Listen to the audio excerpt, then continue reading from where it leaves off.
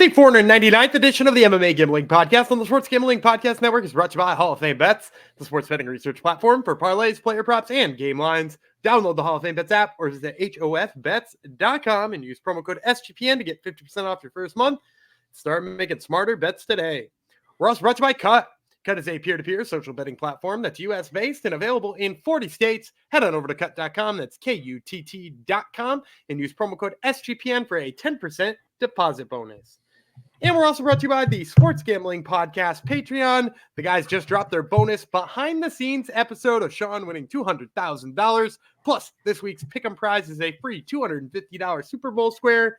SportsGamblingPodcast.com/Patreon to join today.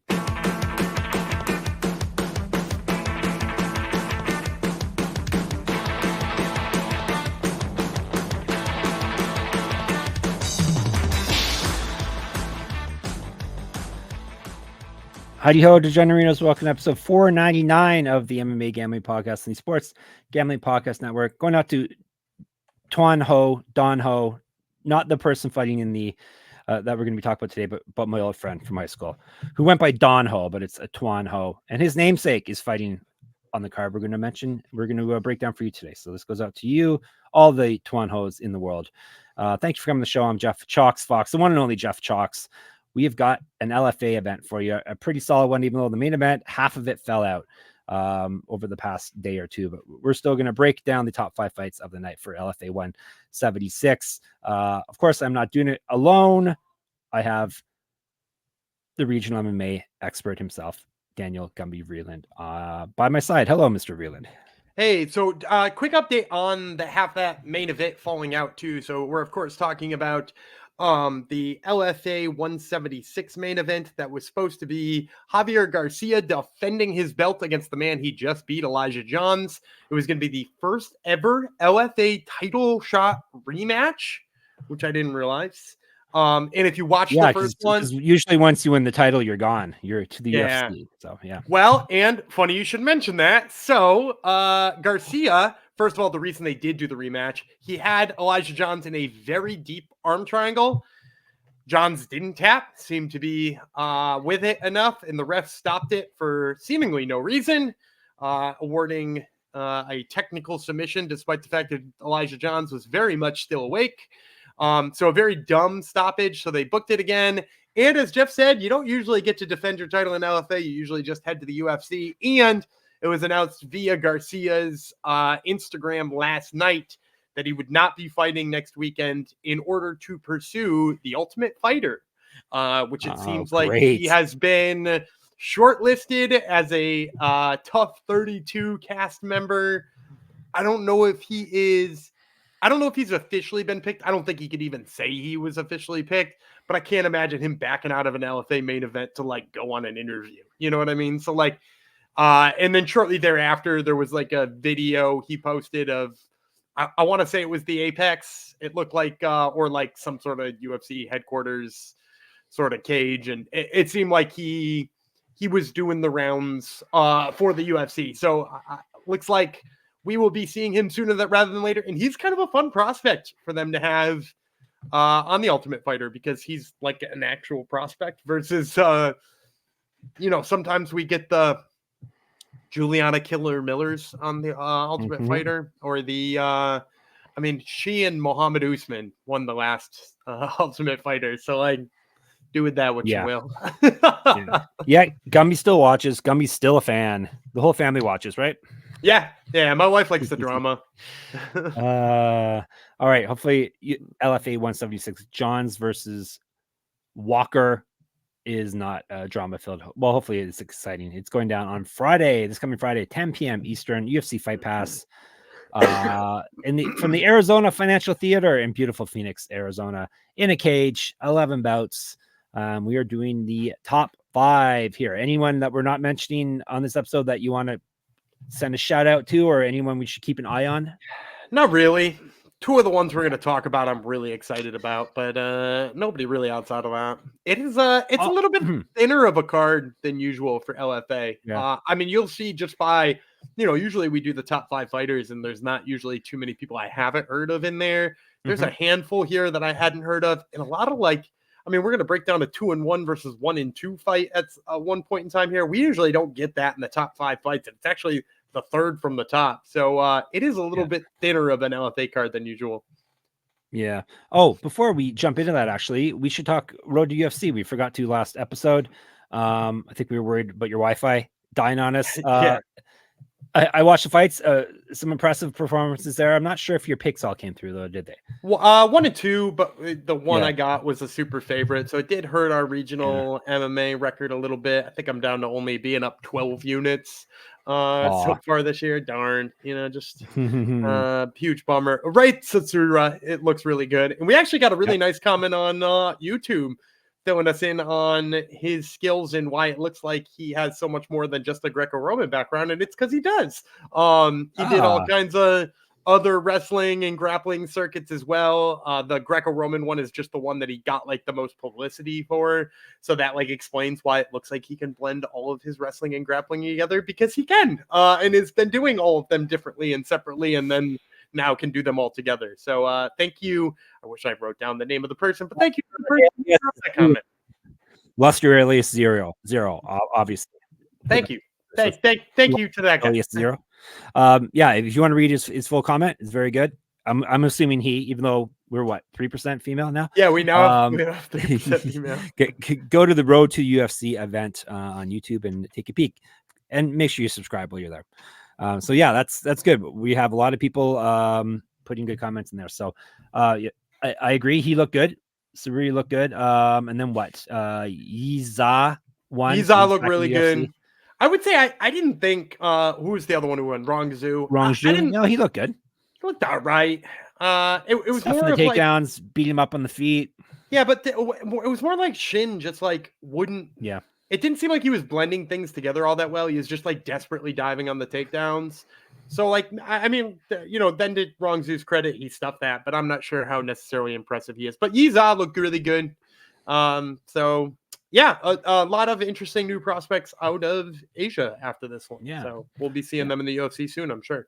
Definitely. And obviously your Fury picks last night did fantastic too. We don't even talk about that. Yeah, but they are.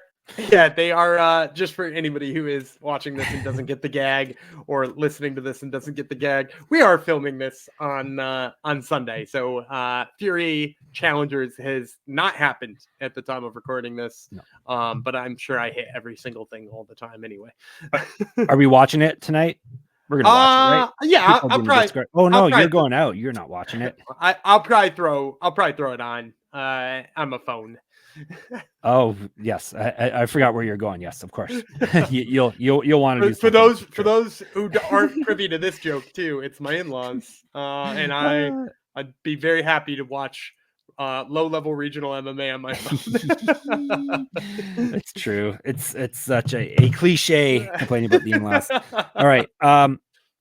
Before we move on, before Gummy gets himself into even more trouble, because the whole family listens to our show and watches us, of course, I'm going to tell you about, who am I going to tell you about today?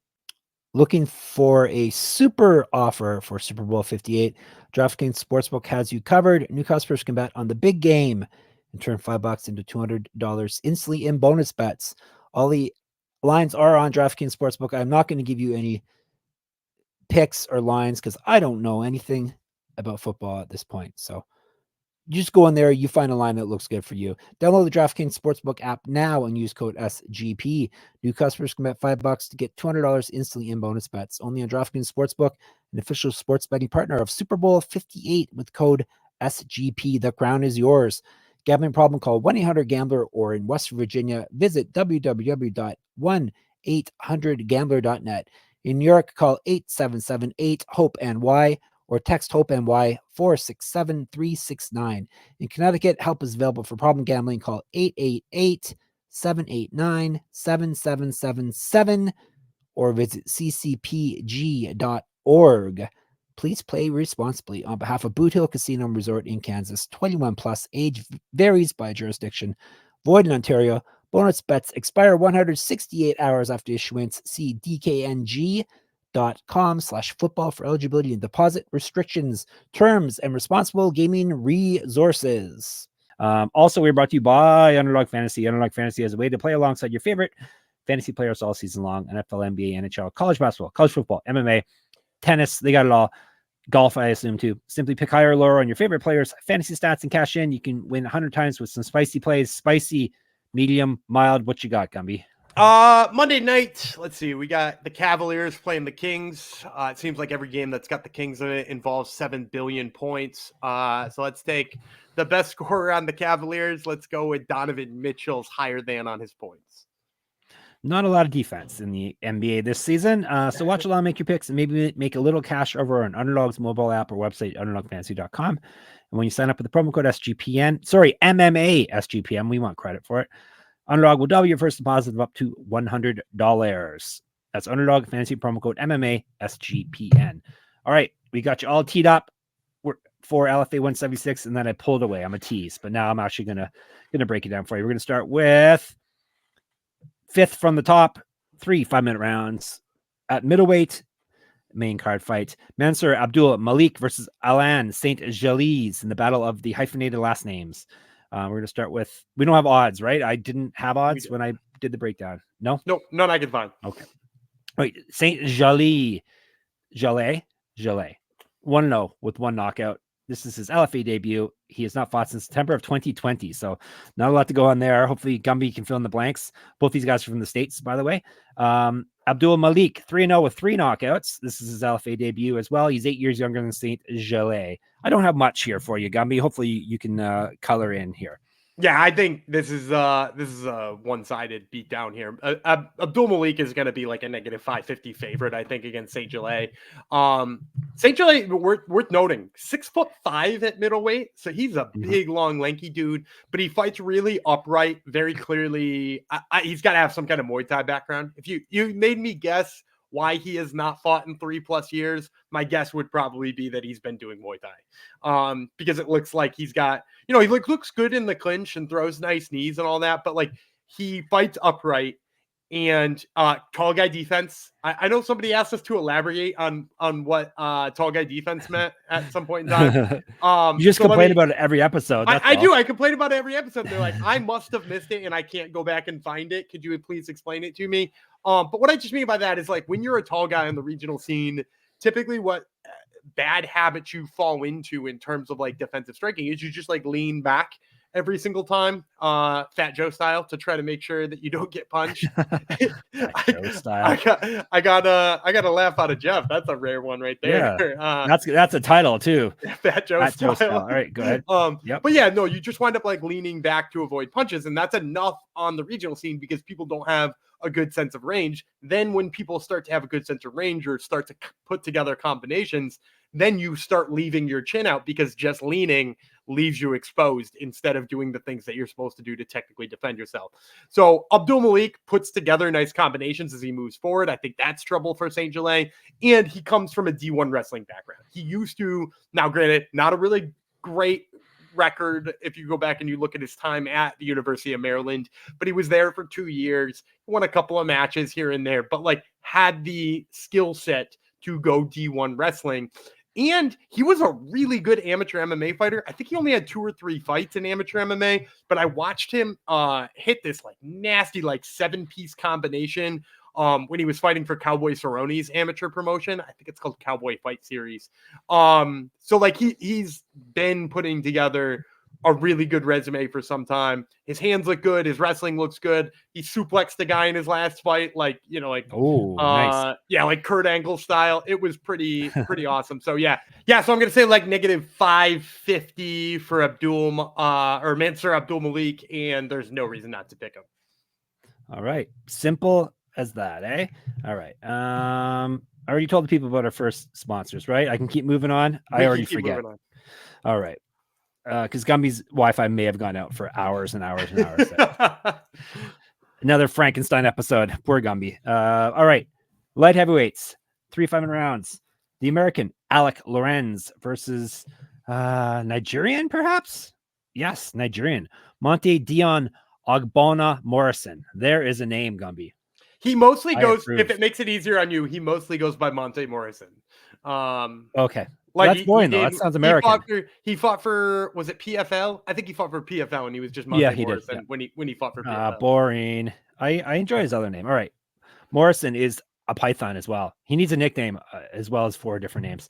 He's 3-2 with 3 knockouts, never been finished himself. So he owes us to be knocked out, I guess, or submitted. Submitted. I'll accept submission as well. Dr. Stoppage. This is his LFA debut. He's lost 2 straight fights. He went 0-1 PFL, as Gumby mentioned. He was in there, and he has fought at middleweight before. Lorenz, 3-1 with 3 knockouts. He's been knocked out once, so he owes his rounds. This is what's going to happen here. Something's got to give. 1-0 in LFA. Won 2 straight fights, both via T/KO. Has not lost since October of 2021. He's 4 years younger than Mr. Morrison. Okay. All you. Yes. So I'm going to say Lorenz probably a slight favorite here based on his record and in a little bit better of competition and stuff like that. Although Morrison's losses came, he's lost recently, but to higher level of competition too. I think Lorenz maybe like -175. And I'm going to go with him here. The thing about Morrison is I just don't really like he does a lot of the simple things right. Like, he moves forward. He's, got good footwork. He's kind of quick, but he's not particularly powerful, and his wrestling's not real great. And so he does a lot of little things good, but nothing that makes you say oh, he's a prospect for X, Y, and Z. Whereas Lorenz, I will say, I do think he's even quite slow for a light heavyweight. And obviously that's a problem, but he almost sort of makes up for it by just having insane forward pressure and good footwork. It's so rare to see somebody who is really good at pressuring, but also not particularly fast. It's hard to combine those two things together, but that's him here. And the other thing I will just say is he's got really obvious knockout power. Lorenz, when he touches you, you go to sleep. And for those reasons, that's kind of enough here against Morrison. Cause I think, like I said, Morrison does a lot of little things right, but isn't particularly threatening. I think against the guy who does have some threats to finish the fight, you see the guy, who can knock you out, be the one who comes out victorious. So he's putting the Python to sleep, is what you're saying. That's what I'm saying. Yeah. All right. Maybe a name in the next fight that people may recognize. Leslie Hernandez. Yeah, that's a normal last name. Birttany Camozzi. That is not such a normal last name, but it is a normal last name in MMA though. These are women's fighters, obviously 3 5-minute rounds, 115 pounds. Strawweight. Birttany Camozzi first. She's the wife of who, Gumby? Brian Camozzi. Correct. Not Chris. Brian, who had a much shorter stint in the UFC. Right. All right. So that would make her the sister-in-law of Chris, Gumby, who had a longer UFC career. There you go. Birttany Camozzi, 1-2 with 1 submission. She's lost most of her fights via knockout, so she owes us rounds. Very definitely owes us rounds. 0-1 in LFA. Won her last fight via submission. Has not lost since October 2021. 2 inches taller than Hernandez. Hernandez 2-1 with 1 knockout. Never been finished in a fight. All those fights have taken place in LFA. And she dropped her debut, and she's won 2 straight. And that's all I got. So I'm going to say Hernandez is probably the favorite here. Let's say -275. It's hard to line somebody who is 1-2 as anything except for a pretty exceptional underdog here. So we'll say plus 250 on the return for Birttany Camozzi. And I'm actually going to go with Camozzi here. My big dog swing of the week here is going to be Birttany Camozzi. And the reason being, if you look at her record, you might notice there was a big gap in between her first 2 fights and her third one. And her third one being her victory. And she looked so much better. She looked like so many things had changed. She puts together her strikes really well. When she starts to land, she builds on those strikes and builds on those strikes and builds on those strikes and eventually starts to she's got a little bit of power for somebody who is as small as she is. And the other thing I really like about her too is she hit some nice judo throws and wound up in some top control time in that fight as well. And if you watch Leslie Hernandez's fights, tell me if you've heard this trope before. She loves a head and arm throw. A female fighter that loves a head and arm throw. She's a big head and arm throw gal.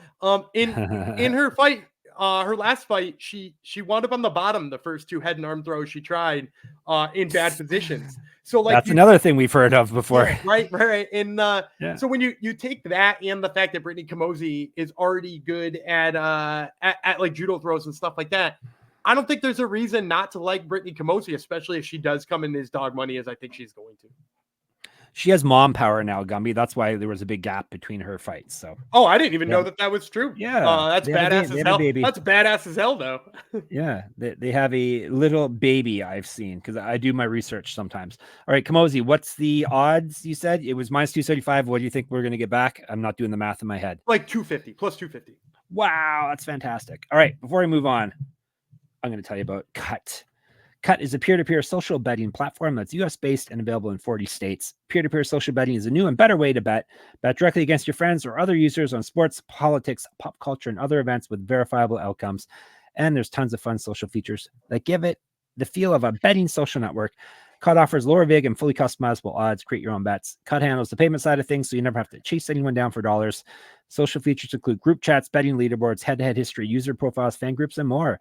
The rewards are you get cash back every single time you bet against your friends and other users. And/or Cut also allows you to list almost any kind of bet, perfect for getting action on those fun Super Bowl prop bets. Cut is the peer-to-peer social betting platform that's US-based and available in 40 states. Head to KUTT.com. That's KUTT.com and use promo code SGPN for a 10% deposit bonus. We are also brought to you by Game Time. You shouldn't be stressed out buying tickets, especially last minute. You don't have to worry about all that anymore if you have the Game Time app, because they have everything you need to get tickets last minute, because Game Time is the place for last minute ticket deals. Forget planning months in advance. Game Time has deals on tickets right up to the day of the event. Get exclusive flash deals and tickets for football, basketball, baseball, concerts, comedy, theater, and more, aka MMA. The Game Time guarantee means you always get the best price. If you find tickets in the same section, enroll for less. Game Time will credit you 110% of the difference. It's the fastest growing ticketing app in the country for a reason. So here's what you need to do. Snag the tickets without the stress with Game Time. Download the Game Time app, create an account, and use code, listen carefully, CFBX for $20 off your first purchase. Terms apply. Again, create an account and redeem code CFBX for $20 off. Download Game Time today. Last minute tickets, lowest price guaranteed. And Hall of Fame bets. Win bigger by betting smarter this NFL season with Hall of Fame bets, the sports betting analytics platform for parlays, player props, and game lines. Research every NFL, NBA, and soccer bet with historical stats and data. You can enter any parlay idea into Hall of Fame Bet's revolutionary parlay optimizer tool to get hit rates broken down by leg, as well as an expected probability for the entire parlay. Sort all players by hit rate for any bet to learn which players are hot and which picks have value. Stop betting in the dark and join over 30,000 users researching with Hall of Fame Bets to craft more intelligent, data-driven parlays. Download the Hall of Fame Bets app or visit HOFBets.com and use code SGPN to get 50% off your first month today. Start researching, start winning with Hall of Fame Bets. All right, let's move on, shall we, to the co-main event. Antoine Ho, a favorite of Gumby and our man Jong in the Discord. He's in the 3 5-minute round flyweight fight against Miguel Sanson. So Ho is from Vietnam, Sanson from the United States of America. Sanson is 4-1 with 1 knockout, never been finished in a fight, so he owes us finishes. Yes, all those fights have taken place in LFA. He did lose his last fight. That was back January of 2023, so he's been on the shelf for a bit. Inch of height, 4 inches of reach over Ho. Ho is the highlight, and yes, he is, definitely. 5-0, 3 knockouts, 1 submission. All his fights have been in LFA as well. He won via knockout his last fight, a year younger than Sanson. Tell the people why we like Ho so much. I mean, there's a billion reasons to like him. So he's an MMA lab product, which already, a little bit of a feather in your cap already, because I love the MMA lab. But in addition to that, too, he's just like, you don't see a prospect this well-rounded, this young. 5-0, absolutely phenomenal striker. The way he steps in, he's one of those guys who uses feints really well and is also like he'll throw his right-handed strikes from an orthodox stance and then will land in a left-handed stance and then stay there for a while just to keep the other person thinking. And he's just as deadly with his left-handed stuff as he is his right. So at this young, that's pretty tricky. And then when you add in there too that he can wrestle in either stance and wrestle really well in either stance, it really makes him like an absolute anomaly for these people who are like, he's fighting guys who are what stance, like 4-1, 3-1. Like that is something you don't face that often when you have that kind of record. So Anho, to me, just like the complete package. This guy should be in the UFC already. He has, I mean, you mentioned he won his last fight by knockout. He slapped the dude with a right hand in that fight.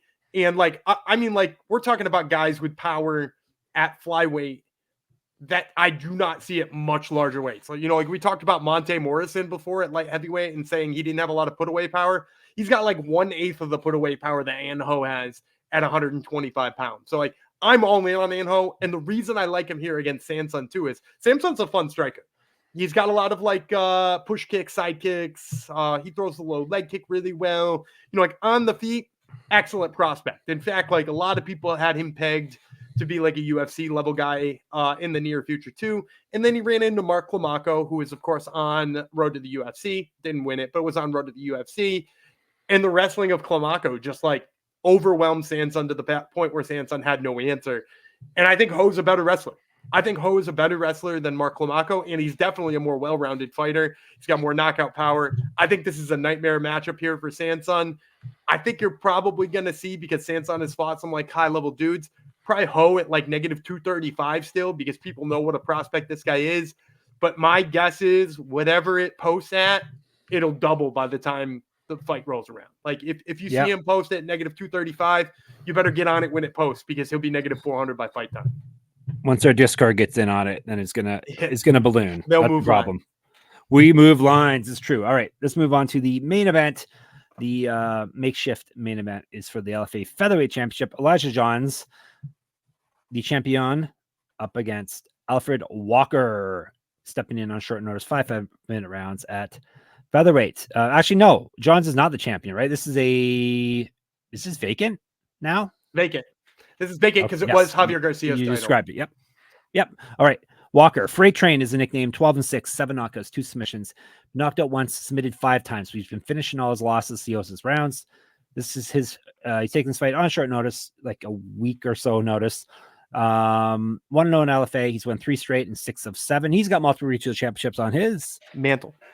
Correct. Get the shirt. sportsgamblingpodcast.com/store. Used to fight at lightweight, 2012 pro MMA debut, 5-1 in kickboxing, and the champion in that realm as well. Johns 9-3 with 3 knockouts. He's been submitted 1 time, 7-3 in LFA. He's won 2 of 3 and 7 of 9. He did lose his last fight via submission. That's the fight company was telling you about off the top. He's 9 years younger than Walker, an inch taller. I assume this is going to be some pretty big odds here. Yeah, I think you're going to see like -350 on Johns. And I'm going to pick him here too. I think Walker. So first of all, Walker's a lot better than his record suggests. He's coming off of a win over Landry Ward, who is a prospect in his own right. It was a split decision, kind of a tough one to call. Walker is pretty talented on the feet. All of those, like I said, all those losses came kind of early in his career. So like the recent record's a lot better looking than the actual record. And I like the way he strikes and stuff like that. Here are my 2 big worries about him. He looked tired at the end of that Landry Ward fight. And Elijah Johns has got good cardio and could probably go 5 rounds without even getting his heart rate up. And then number 2, I really like the counters from Elijah Johns. He throws a big left hand.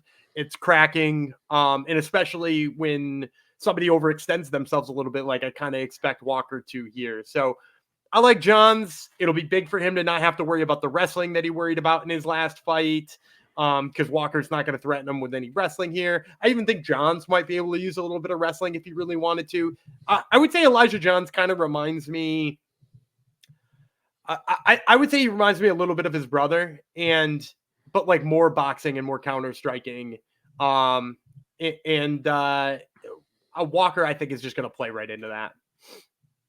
All right. So what was the odds again? Well, I said -350. Yep. Yeah. And I'm going to say this too about this fight, because, I always like, especially when we're talking about guesstimating odds here on fight week, it's always important to talk about this. I think Johns is going to be a big favorite. And I think if those odds are up there, this is a dog or a pass spot, because while I do think he wins this fight and I think the counters are going to be there, he shouldn't be that big of a favorite. And he will mostly just be that big of a favorite because Walker's record sucks and he's taking the fight on short notice. So it'll balloon, but I do think he's super game. And if you're out there thinking like, oh man, I might actually like the money on Walker here, I don't think you're crazy for liking that either. I think Johns is going to win, but -350 is nuts. And I bet you that's where it comes in at. All right, there you go. Let's recap here. Gumby's got Johns, Ho. He's got Camozzi. He's got Lorenz. He's got Abdul-Malik. Did I get all those right? No, that's right. All right. Usually I say we'll be back on Wednesday with the UFC, but no, we're going to be back on Tuesday. We got a bonus episode coming to your ear holes for you tomorrow. So stay tuned for that. In the meantime, we shall be in the Discord, sportsgamblingpodcast.com/Discord. Make sure you also subscribe to our YouTube channel from all your accounts on YouTube. That would be MMA Gambling Podcast, obviously, on YouTube. Twitter, SGPN MMA. Gumby runs that for us. He's at Gumby Vreeland. I'm a Jeff Fox writer on Twitter and Instagram. I got my Substack, moneymma.substack.com. Get in there, enter my free pick'em contest. I run for the UFC. Gumby's got Top Turtle MMA podcast. Who's on it this week? Gumby, do we know? We know one for sure, although we're working on the scheduling of the second one right now because my internet's been a little finicky. But for sure, one of the two interviews will be Devin the Brown Bear Clark, who's got a fight coming up. And so then the second one will be a mystery for you. I forgot all about that guy. We haven't seen him for a while, have we? Brown Bear? Yeah, I think he's been out for about 8 months. As a matter of fact, Okay. I'm pretty sure I asked him a question about that now that I'm remembering it. There you go. All right. So make sure you get that in your ear holes and go to sportsgamblingpodcast.com for all our writings and our podcasts and all that good stuff. And sportsgamblingpodcast.com/Patreon so we can crush corporate gambling. We'll be back Tuesday. I'm going to let Gumby say goodbye to you this time. Go ahead, Gumby.